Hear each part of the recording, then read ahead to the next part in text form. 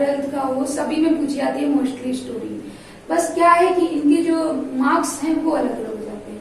जैसे 10th level में पूछा गया है तो आपका 4 मार्क्स का आता है, और अगर 12th लेवल में पूछा जाता है तो आपका 10 या 12 का आता है। ठीक है, अब देखिए बेटा, इसी में सबसे ज्यादा प्रॉब्लम आती है, स्टूडेंट उलझ जाते हैं, समझ में नहीं आता है कि किस तरह से हम इसको हिंदी से इंग्लिश में ट्रांसलेट करें। तो देखिए, जब भी हिंदी से इंग्लिश में ट्रांसलेट करेंगे, इसके लिए कुछ चीजें आपको आनी चाहिए। पहली चीज तो आपको टेंस आनी चाहिए। क्या आना चाहिए? टेंस, जो कि आप जूनियर लेवल से पढ़ते आए होंगे टेंस के बारे में। तो मोस्टली स्टूडेंट्स, सारे लोगों को ये नॉलेज होगी कि टेंस कितने होते हैं और कैसा स्ट्रक्चर होता है और कहाँ पे क्या क्या कैसे सेट किया जाता है। इसके बाद दूसरी कॉमन फैक्ट है आपके लिए कि आपको वर्ड मीनिंग, वोकैब्स जो है आपका, जो शब्दकोश है, वो आपका स्ट्रांग होना चाहिए। जब तक आपको मीनिंग नहीं आएगी, आप ट्रांसलेट नहीं कर पाएंगे। ठीक है, तो दो बातें आपके लिए वेरी इंपॉर्टेंट है, पहला टेंस और दूसरा आपका क्या है? वोकैब्स। तो आइए इसी के साथ साथ देखते हैं कैसे स्टोरी बनाएंगे।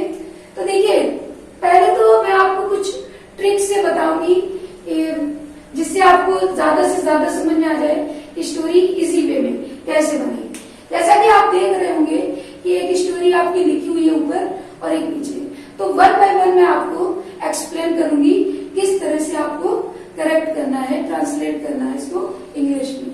देखिए, पढ़ते हैं पहले स्टोरी को। एक बार एक चींटी नदी की धारा में बहती जा रही थी। एक सेंटेंस को आपका कहां से कहां तक हुआ? एक बार एक चींटी नदी की धारा में बहती जा रही थी। ये आपका पूरा स्टेटमेंट हुआ। तो सबसे पहले बेटा आपको ध्यान देना होगा कि ये कौन से टेंस का सेंटेंस है।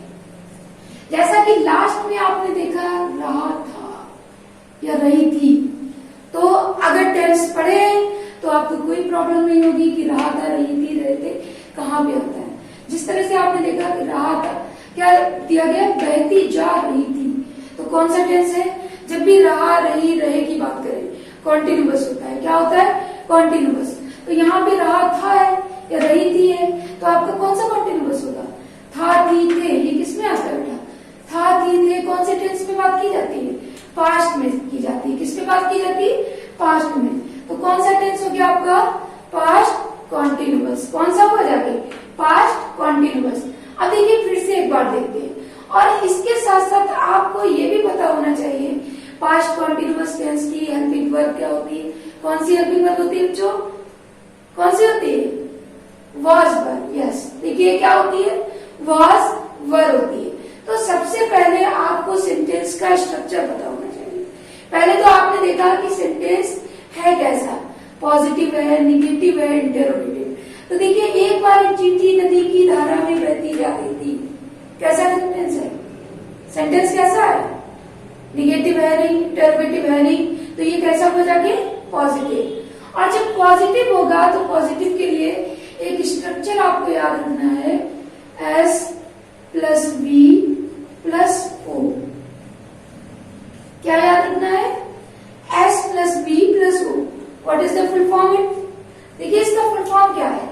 तो एस मीन्स क्या होता है? सब्जेक्ट। क्या होता है? सब्जेक्ट। वी मीन्स क्या हुआ? वर्ब। और ओ मीन्स क्या होता है? ऑब्जेक्ट। तो आइए सबसे पहले सेंटेंस में ढूंढते हैं कि सब्जेक्ट क्या है। तो क्वेश्चन करते हैं, एक बार कौन नदी की धारा में बहता जा रहा था या बहती जा रही थी? भाई, जब देखिए व्हाट क्वेश्चन करेंगे सब्जेक्ट को ढूंढने के लिए, हु का। किसका क्वेश्चन करेंगे? हु का। और हिंदी में बोलते हैं कौन। तो एक बार नदी की धारा में कौन बहता जा रहा था? रिप्लाई क्या मिलेगा? रिप्लाई मिलेगा एक चींटी। तो सब्जेक्ट आपको पता लग गया है, क्या है आपका सब्जेक्ट? क्या है? एक चींटी है। और वर्ब आप जानते हैं, वॉज या वर यूज किया जाएगा। एक चींटी आपका सब्जेक्ट कैसा है? सिंगुलर है, प्लूरल है? देखिए, एक चींटी है ना, तो सिंगुलर की बात की जा रही है। लेकिन इससे पहले जैसे एक बार लिखा हो या कुछ और भी बातें पहले लिखा हो, कई वर्ष पहले, तो सबसे पहले जब भी एक बार लिखा हो, पहले स्टोरी में एक बार की स्पेलिंग लिखते हैं। किसकी लिखते हैं? एक बार। एक बार को क्या कहते हैं इंग्लिश में? वंस। क्या कहते हैं बेटा? वंस कहते हैं। क्या कहते हैं? वंस। अब देखिए, क्वेश्चन किया तो हमने सब्जेक्ट ढूंढा एक चींटी।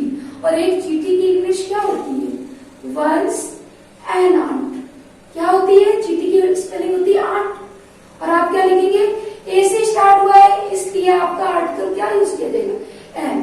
Once an aunt. अब क्या बोला, टेंस आप पहचान चुके थे पहले से ही। टेंस कौन सा था आपका, पास्ट कॉन्टिन्यूअस। और पास्ट कॉन्टिन्यूअस में आप वाज या वर का यूज करते हैं। चीटी एक है इसलिए आप क्या लगाएंगे, क्या लगाएंगे बेटा, वाज लगाएंगे। ठीक है, अब देखिए आपका सब्जेक्ट भी हो गया, वर्ब भी हो गई, क्या बचा आपका, बहती जा रही थी। तो बताइए क्या जाना की लिखेंगे या बहना की लिखेंगे। भाई जा थोड़ी रही है, चल के थोड़ी जा रही है, बह रही है। और जब भी बहने की बात होगी तो हम डायरेक्ट क्या लिखेंगे, बहना की स्पेलिंग होती है फ्लो। क्या होती है, फ्लो। और आप जानते हैं कि पास्ट कॉन्टिन्यूअस में वर्ब के साथ क्या लगता है, वर्ब में आईएनजी ऐड की जाएगी। तो once an ant was flowing, कहां बह रही थी, कहां बह रही थी बेटा, नदी की धारा में। कहां बह रही थी, नदी की धारा में। तो देखिए मे की स्पेलिंग इन और धारा की होती है स्ट्रीम। क्या होती है, स्ट्रीम होती है। तो in the stream of river, a river, in the stream of a river. Clear. तो बच्चों समझ में आ रहा होगा, फिर से एक बार देखती हूँ। एक बार एक चींटी नदी की धारा में बहती जा रही थी। सबसे पहले आपने सेंटेंस को पढ़ा और किसका क्वेश्चन किया, सब्जेक्ट का। सब्जेक्ट आपको मालूम हो गया कि एन आंट, एक चींटी। और टेंस आपने पता किया तो पास्ट कॉन्टिन्यूअस, जैसा कि आपने सिंगुलर सब्जेक्ट के अकॉर्डिंग वाज का यूज किया। किसका यूज किया, वाज का। और आपकी वर्ब जो है, मेन वर्ब बहना है, बहाव करना या बहना, तो फ्लो होती है। और फ्लो में क्या लगेगी, टेंस के अकॉर्डिंग आपकी आईएनजी लगेगी। इसके बाद नदी की धारा में तो in the stream of a river. Clear. अब इसी के साथ नेक्स्ट सेंटेंस की तरफ बढ़ती हूँ। क्या लिखा हुआ है, आइए पढ़ते हैं। किनारे पेड़ पर, किनारे पेड़ पर बैठा तोता यह देख रहा था। किनारे पेड़ पर बैठा तोता यह देख रहा। फिर वही क्वेश्चन करते हैं, भाई आपको पता हो गया कि सेंटेंस सिंपल है, तो पहले क्वेश्चन करते हैं कौन देख रहा था, कौन देख रहा था। तो रिप्लाई क्या मिलेगा, पूरा आपका मिलेगा, किनारे पेड़ पर बैठा एक तोता। क्या मिला बेटा, किनारे पेड़ पर बैठा एक तोता ये देख रहा था। तो क्या लिखेंगे सबसे पहले, देखिए अब आप सोचेंगे कि पूरा सब्जेक्ट कैसे बन गया। सब्जेक्ट की बात करें तो केवल तोता हो सकता है, लेकिन जब भी आपने कुछ पिछले वीडियोस में रिऑर्डरिंग में देखा होगा कि सब्जेक्ट जब भी हमारा ज्यादा वर्ड होते हैं तो आपको एक फॉर्मूला याद करना होता है, दाना। और दाना का फुल फॉर्म क्या होता है, फर्स्ट होता है determiner, A means adjective, N means noun, और ए दूसरा जो है एडजेक्टिवल फ्रेज। तो आपका इसमें पूरा आ गया। पूरा क्या आया, किनारे पेड़ पर बैठा एक तोता। तो क्या लिखेंगे, पहले तो लिखेंगे ए पैरट। क्या लिखा जाएगा, ए पैरट। भाई देखिए ए आपका हो गया डिटरमाइनर और पैरट क्या है, नाउन है, एडजेक्टिव दिया नहीं गया है। अब क्या बोला, किनारे पेड़ पर बैठा, बैठा या बैठा हुआ, पार्टिसिपल यूज किया गया है, एडजेक्टिवल फ्रेज के रूप में यूज करना है। तो क्या लिखेंगे, a parrot sitting, sitting on a near tree. भाई देखिए किनारे मतलब पास में, रिवर के पास में बैठा है। तो a parrot sitting on a near tree, ये हमारा सब्जेक्ट वाला है। देखिए सब्जेक्ट में क्या, फिर से समझ लीजिए, ये डिटरमाइनर हो गया, पैरट नाउन हो गया, और sitting on a near tree ये पूरा एडजेक्टिवल फ्रेज हो गया। ठीक है। अब क्या बताया कि देख रहा था, देख रहा था। भाई देखिए पहला भी आपका रहा था, रही थी, रहे थे जब बात की थी तो पास्ट कॉन्टिन्यूअस हुआ, और इसमें भी रहा था बोला गया है, तो कौन सा टेंस हुआ था, पास्ट कॉन्टिन्यूअस। और सब्जेक्ट आपका क्या है, पैरट है, एक पैरट है, तो इसलिए वर्ब क्या लगाएंगे, वाज लगाएंगे। क्या लगाएंगे, वाज। और देखना की क्या होती है, सी होती है, सी लिखेंगे। Sentence clear. A parrot sitting on a near tree was see. A parrot sitting on a near tree was seen. Clear. अब देखिए इसी के साथ उसे चींटी पर दया आ गई। देखिए एक चीज और बताओ मुझे कि जब भी स्टोरी पूछी जाती है, स्टोरी मोस्टली आपकी पास्ट टेंस में आती है। किसमें आती है? पास्ट टेंस में। और जैसा कि आप देख रहे होंगे इसमें पास्ट कॉन्टिन्यूअस की बात की गई। अब आपका जो सेंटेंस बनने वाला है वो किसमें है? पास्ट में है, सिंपल पास्ट में। तो देखिए क्या बोला, उससे चींटी पर दया आ गई। भाई आ गई, क्या आने की कब लिखेंगे? आने की कब लिखी जाएगी? कब नहीं लिखी जाएगी। किसे चींटी पर दया आई? किसे आई चींटी पर दया? अगर क्वेश्चन पूछा जाए किसे चींटी पर दया आई, तो भाई तोते को आई है। और तोते के लिए हम ही, चाहे तो ही लिख सकते हैं, नहीं तो इट लगा सकते हैं। क्या लगाएंगे? इट। तो उसे दया आ गई या उसने दया दिखाई। उसने दया दिखाई तो क्या लिखेंगे? It showed. भाई शो की क्या होती है? Second form showed. It showed क्या दिखाया? दया दिखाई। It showed mercy. दया की क्या होती है? मर्सी। क्या होती है? मर्सी। इट शोड मर्सी किस पर? किस पर दिखाई बेटा? तो चींटी पर दिखाई।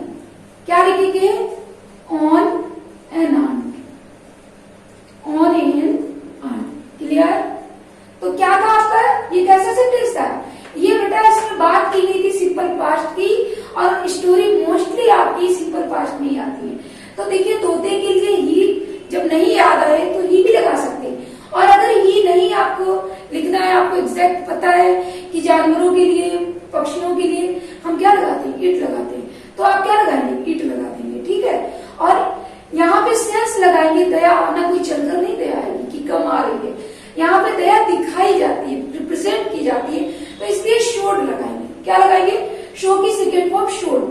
और दया की मर्सी भी होती है, पिटी भी होती है, काइंडनेस भी होती है। तो आप कोई भी स्पेलिंग लिख सकते हैं। मैंने मर्सी लिख दी है। ऑन एन आंट किस पर दिखाई? एक चींटी पर। तो चींटी आपका यहाँ पर ऑब्जेक्ट है। अब देखिए इसी के साथ साथ दूसरे सेंटेंस पर, उसने पेड़ से एक पत्ता तोड़ा। उसने पेड़ से एक पत्ता तोड़ा और पानी में डाल दिया। तो देखिए दो सेंटेंस दिए गए हैं। कंपाउंड सेंटेंस की बात की जा रही है, और से जुड़ा है, इसलिए जब भी और से जुड़ा हो आधा आधा सेंटेंस बनाइए। कैसा बनाएंगे? हाफ हाफ बनाएंगे। उसने पेड़ से एक पत्ता तोड़ा। किसने तोड़ा भाई? चींटी तोड़ेगी या तोता? तोता तोड़ेगा ना। तो क्या लिखेंगे? चाहे आप तो पैरट भी लिख सकते हैं, द पैरट,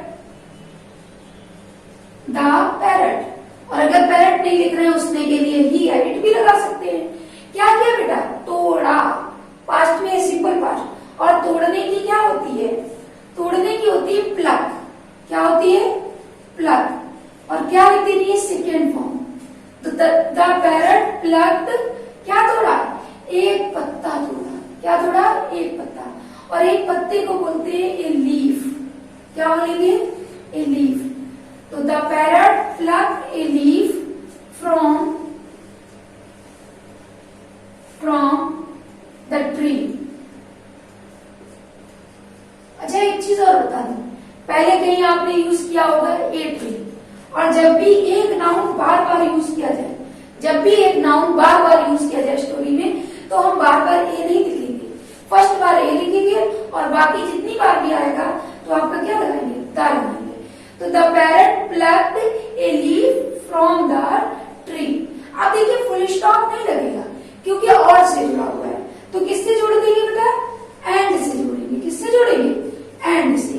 अब देखिए इसके आगे का सेंटेंस देखते हैं। पानी में डाल दिया। किसने डाला? भाई किसने? तो तोते ने ही तो डाला है ना। तो तोते को कॉमन आप लिखेंगे इट। तोते के लिए कॉमन प्रोनाउन क्या लिखेंगे? इट लिखेंगे। और डाल देना की स्पेलिंग होती है ड्रॉप। क्या होती है? ड्रॉप। और ड्रॉप की सेकेंड फॉर्म यूज की जाएगी इट ड्रॉप्ड। कहाँ डाला? Dropped the leaf. किसको डाला? पत्ती को। किसमें डाल दिया बेटा? Into water. Into water. पानी में डाल दिया। अब देखिए इनटू क्यों लगाया है? इनटू क्यों लगाया? इनटू इसलिए लगाया कि जब कोई चीज मोशन में किसी के अंदर जाती है तो वहां पे क्या लगाते हैं, इनटू लगाते हैं। क्लियर। अब देखिए आपका इतना हो गया कि पानी में डाल दिया। आगे देखते हैं, चींटी पत्ते पर बैठ गई। कौन बैठा, कौन बैठा, क्वेश्चन किया आपने कौन बैठा, तो आंसर क्या मिला, चींटी बैठी। अब भाई एन आंट नहीं लिखेंगे, क्या लिखेंगे, द आंट। द आंट बैठ गई। टेंस कौन सा है, सिंपल पास्ट है, और सिंपल पास्ट में वर्ब आपकी बैठना की सिट होती है, और सिट की सेकंड फॉर्म क्या होती है, सेट होती है। क्या होती है बेटा, सेट होती है। किस पर बैठी है, पत्ते पर बैठी है, तो on the leaf. The ant sat on the leaf. Clear हो गया ये वाला सेंटेंस, क्यों भाई, क्लियर हुआ। फिर देखिए अब इसी के बाद पत्ता किनारे आ गया। पत्ता किनारे आ गया, भाई किनारे चलकर आएगा, पानी में बहता हुआ, स्टॉप हो जाएगा। क्या हो जाएगा, स्टॉप होगा। तो क्या लिखेंगे, the leaf stopped. The leaf stopped on the bank. On the bank of river. भाई पूरा सेंस तो ये निकलेगा कि केवल आप बैंक लिख देंगे, बैंक का तो मीनिंग दूसरा भी हो जाएगा। तो क्या होगा बेटा, the leaf stopped on the bank of river. On the bank of river. अब देखिए आगे क्या दिया गया है, आगे फिर और से जोड़ा गया, और जब भी और से जोड़ा जाए तो फुल स्टॉप न लगा के एंड से जोड़ेंगे। किससे जोड़ेंगे, एंड से। इस प्रकार चींटी की जान बच गई। तो इस प्रकार या अंत में क्या बोलेंगे, एट लास्ट फाइनल रिजल्ट क्या निकल के आया कि अंत में चींटी की जान बच गई। तो and at last, and at last. और अगर एंड एट लास्ट नहीं लिख रहे हैं तो आप 100 भी लिख सकते हैं या 10 भी लिख सकते हैं। ठीक है, इतना बता करके। एंड एट लास्ट नहीं लिख रहे हैं तो 100 लिख सकते हैं, 10 भी लिख सकते हैं। ठीक है, क्या बोला, चींटी की जान बच गई, तो क्या बोलेंगे, चींटी बच गई या चींटी की जान बच गई। तो यहां पे लिखेंगे the life of ant. The life of ant was saved. Passive में बन जाएगा, ये पैसिव में बना दिया जाएगा। भाई देखिए चींटी की जान को बचाया गया था, चींटी अपने आप नहीं बची, बचाया गया था। किसने बचाया था, पेरेंट ने बचाया था। तो आई होप दैट स्टोरी समझ में आई होगी, और इसी के थ्रू इसी तरह से प्रैक्टिस करके आप और भी स्टोरीज को करेंगे। ठीक है, और इसी के साथ मैं नेक्स्ट स्टोरी को बताने जा रही हूँ। तो आइए बेटा देखिएगा इसको। देखिए पहले तो पढ़ते हैं क्या है स्टोरी। इलाहाबाद एक प्रसिद्ध नगर है, वह शिक्षा का केंद्र है। यहाँ गंगा, यमुना और सरस्वती का संगम है। दूर दूर से हजारों विद्यार्थी यहाँ पढ़ने आते हैं। प्रयागराज अब इसका नया नाम है। तो भाई देखिए स्टोरी बहुत पूछी गई, और ये स्टेटमेंट मैंने आपको इंक्लूड कर दिया अपनी तरफ से, क्योंकि सारे लोगों को पता है कि पुराना नाम पहले क्या था, इलाहाबाद का। पहले इलाहाबाद बोला जाता था, और उससे भी पहले प्रयाग बोला जाता था। और अब आपने देखा होगा क्या न्यू नेम आ गया चेंज होके, प्रयागराज। और इसी के बाद आगे जो क्वालिटी या जो भी स्टोरी में आपने पढ़ा होगा कि यह एक तीर्थ स्थल भी है। भाई तीर्थ स्थल क्यों है, क्योंकि यहाँ पर संगम है, और दूर दूर से लोग किस लिए आते हैं, यहाँ कुंभ का मेला लगता है, इसको देखने के लिए लोग आते हैं। तो देखिए ये थी आपकी स्टोरी। आप one by one step by step समझते हैं। तो देखिए पहले स्टेटमेंट को पढ़ते हैं। इलाहाबाद एक प्रसिद्ध नगर है। क्या मिला आपको, क्या किसी टेंस की बात हो रही है। पहले आपने देखा इलाहाबाद एक प्रसिद्ध नगर है, क्या टेंस की बात हो रही है। भाई टेंस की बात नहीं हो रही है, क्योंकि जब भी है, हूं, हो ऐसे आ जाए तो ये आपका यूज करना होता है। क्या करना होता है, यूज। और यूज आपको करना है सिंपल प्रेजेंट या प्रेजेंट टेंस, और जिसका हम यूज करते हैं इज एम आर। है, हूं, हो के लिए क्या यूज करते हैं, इज एम आर। क्या है बेटा, यहाँ पे कौन का क्वेश्चन होगा ही नहीं। भाई किसी पर्सन की बात नहीं की जा रही, इलाहाबाद एक सिटी है, उसकी बात की जा रही। तो क्या एक प्रसिद्ध नगर है? क्या एक प्रसिद्ध नगर है? आंसर क्या मिला? इलाहाबाद। इलाहाबाद, इंग्लिश में इलाहाबाद लिखते हैं। है के लिए बेटा क्या लगाएंगे? इज लगाएंगे, एम लगाएंगे, आर लगाएंगे। भाई सिंगुलर सब्जेक्ट की बात कर रहा है तो क्या लगाएंगे? इज लगाएंगे। अब देखिए एक प्रसिद्ध नगर। और एक चीज याद रखिए, स्टोरी में जो भी सेंटेंस दिए जाते हैं मोस्टली पीछे से ही उठाए जाते हैं। सब्जेक्ट तो ढूंढ लेना, उसके बाद पीछे से ही बात करते हैं। तो देखिए एक प्रसिद्ध नगर है, एक की क्या होती है? ए, और प्रसिद्ध की क्या होती है? फेमस। क्या होता है? फेमस। और नगर के लिए सिटी लिखा जाएगा। क्या लिखा जाएगा? City. Allahabad is a famous city. Clear? तो ये आपका सिंपल यूज था इस जमार का, ये आप बड़ी आसानी से कर लेंगे। अब देखिए क्या बोला, यह शिक्षा का केंद्र है। यह शिक्षा का केंद्र है। और भाई इसमें भी किसी टेंस की बात नहीं की जा रही, ना तो आपका ता है, ताथा है, चुका है, लिया है, खाया है, या फिर रहा है, रहा था, होगा, इस टाइप की कोई बात नहीं की जा रही। तो सिंपली यूज इसमें भी इज़म आता है। किसका यूज है? इज़म आता है। यह है, यह के लिए क्या लगाएंगे? दिस तो लिखेंगे नहीं। भाई देखिए जिस चीज की तरफ इशारा करेंगे तब दिस लगाते हैं, और जब यहाँ पे इलाहाबाद के लिए यूज किया जा रहा है तो आप दिस नहीं लगा करके क्या लिखेंगे? इट लगाएंगे। क्या लगाएंगे? इट। और है के लिए क्या लगाएंगे? इट के साथ इज लगेगा। इट इज क्या है बेटा? शिक्षा का केंद्र है। तो का केंद्र है, पहले क्या लिखेंगे? पहले पीछे से ही चलना है। स्टोरी में याद रखना है कि जब भी ट्रांसलेट करेंगे तो पीछे से आगे की तरफ बढ़ते हैं। सब्जेक्ट तो ढूंढ लेना होता है, उसके बाद जितना भी बनाते हैं पीछे से आगे की तरफ। देखा होगा आपने कि ये तो आपका सब्जेक्ट था, ये क्या था? सब्जेक्ट। और इसके बाद वर्ब को पहले ढूंढा, ठीक है, दूसरे नंबर पे वर्ब पहुंच गई, उसके बाद पीछे से पढ़े ना, ये लिखा, फिर आपने चौथे नंबर पे ये लिखा, और पांचवें नंबर पे ये लिखा। ऐसे इसमें बात करते हैं तो सब्जेक्ट आपका फर्स्ट नंबर पे, वर्ब आपकी सेकेंड नंबर पे, और आपको मैंने स्ट्रक्चर भी बताया है S plus V plus O. तो देखिए पहले सब्जेक्ट आया, फिर वर्ब आ गई। अब क्या? अब इसको लिखना है तो शिक्षा का बाद में लिखा जाएगा, पहले केंद्र लिखा जाएगा, तीसरे नंबर पे केंद्र। और केंद्र की क्या होती है? सेंटर। इट इज, यहाँ पे सेंस ए का निकलेगा तो ए और लिख देंगे। It is a centre of, देखिए का की के ऑफ लगेगा ना, और इसके बाद आपका आता है शिक्षा, फोर्थ नंबर पे ये, फिफ्थ नंबर पे ये, शिक्षा। तो शिक्षा क्या होती है बेटा? शिक्षा को बोलते हैं एजुकेशन। क्या बोलेंगे? Education. It is a centre of education. Clear? अब देखिए तीसरे सेंटेंस की तरफ बढ़ते हैं।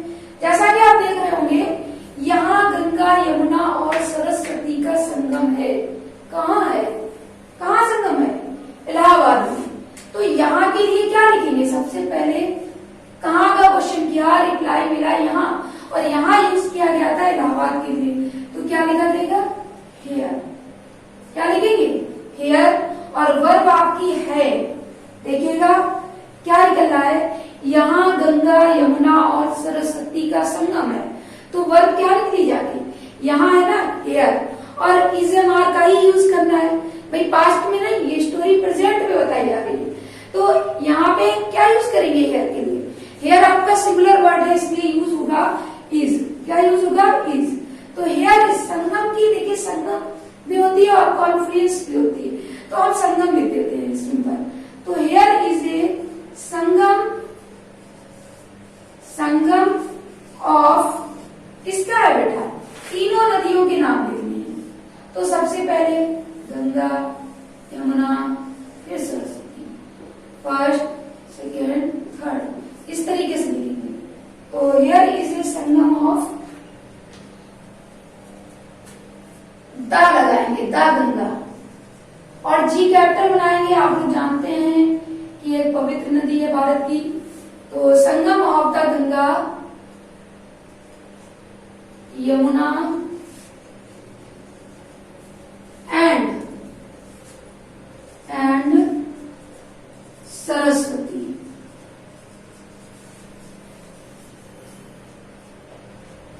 पूरा हुआ। क्या बोला? Here is a sangam of the Ganga, Yamuna and Saraswati. Clear?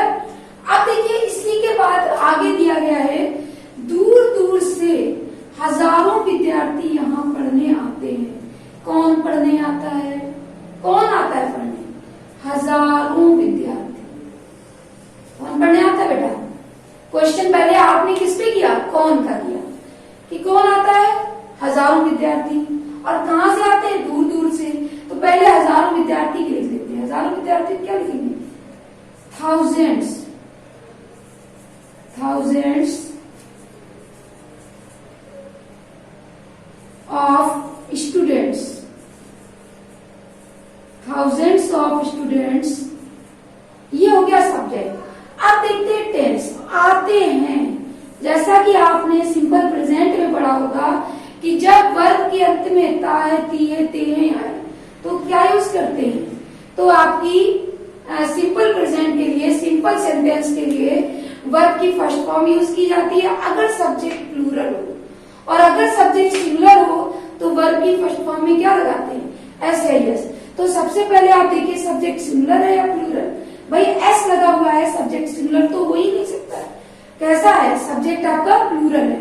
क्या लिखेंगे? आना की कम लिखेंगे। क्या लिखेंगे बेटा? कम। तो thousands of students come.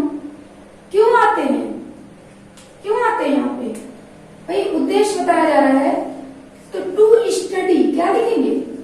To study here. और कहां से आते हैं? दूर दूर से। तो दूर दूर से के लिए लिखेंगे फ्रॉम अब्रॉड, फ्रॉम अब्रॉड। ठीक है? क्या हुआ जाके? Thousands of students come to study here from abroad. Clear? अब देखिए इसी के साथ जो आगे का सेंटेंस है उसको देखती हूँ। प्रयागराज अब इसका नया नाम है। तो ये तो सारे लोग बना लेंगे भाई। क्यों भाई? आप लोग बना लेंगे ना, इसमें तो कुछ बताना नहीं पड़ेगा। तो कैसे बनाएंगे? पहले तो आपको लिखना है प्रयागराज। क्या है? प्रयागराज है। और है के लिए क्या लगाएंगे बेटा? भाई सिंपल है ना, प्रयागराज दो चार तो है नहीं, एक ही है। तो क्या लगा देंगे? इज लगा देंगे। प्रयागराज इज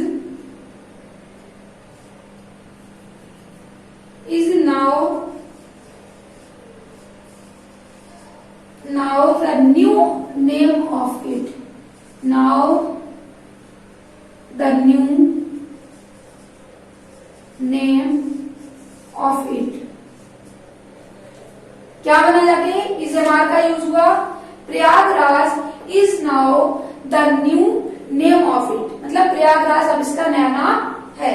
अब लास्ट डिफरेंस बचा है आपका, दो बचे हैं। यह एक तीर्थ स्थल भी है। यह एक तीर्थ स्थल भी है। देखिए यह के लिए दिस तो लगाएंगे नहीं, क्या लगाएंगे? इट। और यह है तो इट इज। और भी लिखा है, क्या लिखा है? भी के लिए आल्सो लगाएंगे। क्या लगाएंगे? Also. It is also a तीर्थ स्थल को बोलते हैं पिलिग्रिमेज। PILIGRIMAGE।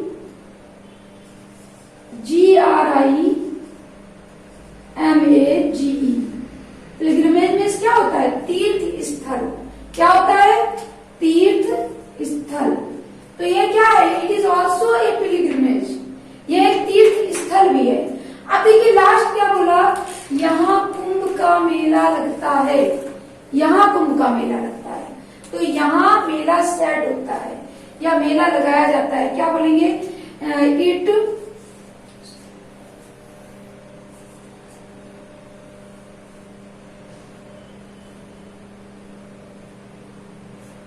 यहाँ लगता है। तो हेयर लिख लीजिए। हेयर लिखेंगे और लगता है कि स्पेलिंग क्या होगी? भाई यहाँ सेट किया जाता है। तो क्या लिखेंगे? हेयर इट इज लगाएंगे। अब सेंस चल रहा है, टेंस नहीं चल रहा, सेंस चलाया जाएगा। हेयर इट इज सेट,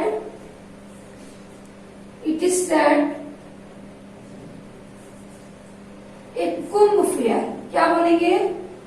एक कुंभ फेयर, मेले की स्पेलिंग क्या होती है? फेयर। तो क्या बना जाके, यहाँ कुंभ का मेला लगता है, यहाँ की हेयर हो गई, और इट इज ये हम अपनी तरफ से लगाएंगे। जब भी इस टाइप के सेंटेंस आते इट या देयर का यूज किया जाता है। तो here it is said a Kumbh fair, और अगर आप सेड ना लिखें तो here there is a Kumbh fair.